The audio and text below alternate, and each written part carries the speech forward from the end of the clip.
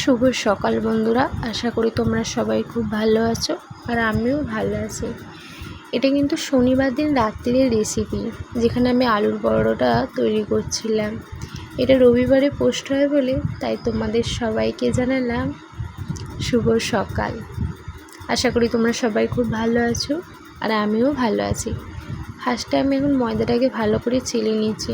যদি কোনো পোকা টোকা থাকে বা কোনো নোংরা ফোংরা থাকে সেটা হয়তো আমি ফেলে দিতে পারবো।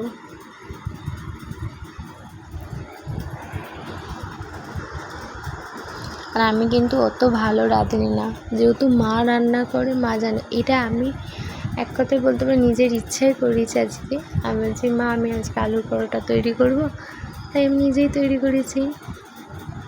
আর এখানে আমি ভালো করে তেল নুন ভালো করে দিয়ে ময়দাটার সাথে মিশিয়ে নিচ্ছি।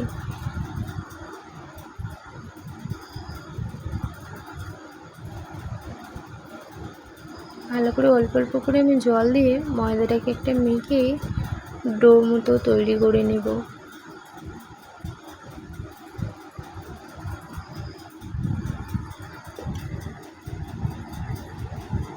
দেখো আমার ময়দাটা এখন মাখাও কমপ্লিট। আর এতে আমি একটু হালকা সাদা তেল দিয়ে দিয়েছি, যাতে একটু স্মুথ হয়ে যায়, যাতে ভালো হয়, জিনিসটা ফেটে না যায়। আর এদিকে আমি কড়াতে বসিয়ে দিয়েছি জিরে এলাচ শুকনো লঙ্কা দিয়ে ভালো করে আমি ভেজে নিচ্ছি। একটু ভাজা মশলা আমি আলু মাখাতেও দিব, সেই জন্যে ভালো করে ভেজে নিলাম জিনিসটাকে, যেটাকে আমি গুঁড়ো করে নেব। এখানে আলু সিদ্ধ আছে, ওই মশলাটা আছে, তারপরে ধরো আদা, আর এদিকে সব রকম মশলা দিয়ে ভালো করে আমি আলুটাকে মেখে নিলাম, যাতে একটু দানা না থাকে। তারপরে আমি ডো কেটে নিয়েছি আর বাপি এদিকে লেচি করে দিচ্ছে। এই দেখো আমার আলু মাখা পুরোপুরি কমপ্লিট।